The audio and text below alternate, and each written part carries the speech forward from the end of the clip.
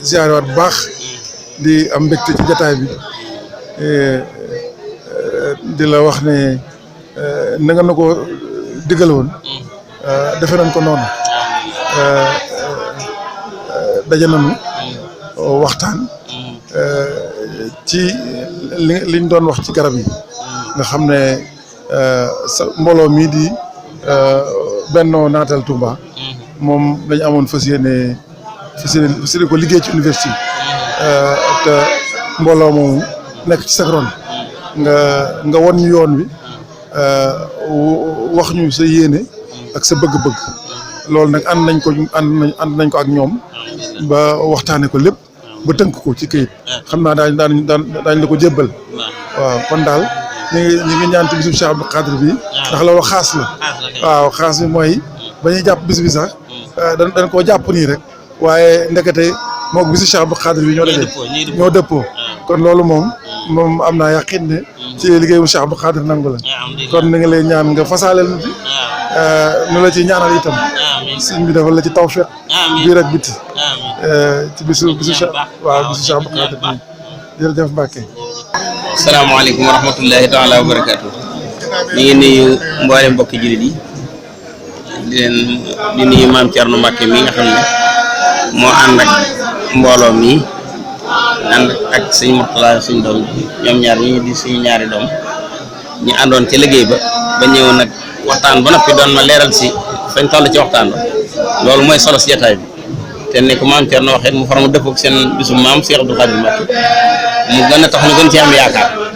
ndax noonu mu ko waxee bañ koy jàpp bàyyiwuñ ci moom xel loolu kon nag loolu ñuy woote mu jëmbat garab day tiyaabu ji rëy ndax ku mu fekkoon yonent bi dane ku mu fekkoon saa ngi bëgg a taxaw tafet nga yor garab war koo jëmbat sax na nga ko jëmbat soog a dem faatu ji waaw kon loolu lu rëy la lu am ahamiya la ci lislaam lu am tiyaaba la kon yàlla nañu ci yàlla dimbale ñu ngi ciy soññ suñ bopp waaye ñu ngi ci sotti taalib bi yëpp rek waaw yàlla nañu ci yàlla boole dimbale waaw ndax lu am njëriñ la lu am tiyaaba la te lépp luy taaral Tuubaa yi ku di taalibe war nga cee góorgóorlu yàlla nañu ci yàlla boole dimbale te defal ñu ci ndam. kon nag ñu fas yéene tàggatoo ak yéen te ñaaral leen bég naa maam Thierno nettali ma liggéey bu baax nettali na ma ko moo ko sëñ Mourtala ci néeg bi maam Cheikh Seydou ñëw feddaliwaat ma ba feddaliwaat ma it posté fu maam Thierno ma ne ko loolu dama bett ñoom ndax waman yi saami abuhu fa ma salam te bàyyam ci ko nga xam ne mu ràññi ko ci taalib bi kon ak taalib bi moom bu ko amee rek danaa ci bëgg waaye danañ xam ne du nekk kii man kon yàlla na yàlla dimbale li ma leen ko waxee léegi rek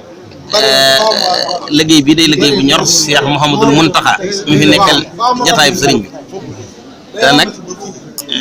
liggéeyal sëñ Touba mag dafa maa waxoon ne ma kaay nu liggéeyal sëñ Touba mooy kaay ñu nemm lem nag ku ne xam na li ne ci neex gi ku ne xam ne li nekk ci bànneexu nemm gi kon loolu mooy moom képp mooy kaay ñu liggéeyal sëñ Touba loolu kon mooy suñu soññee ñun ñëpp bi nga xam ne moom lay tëjee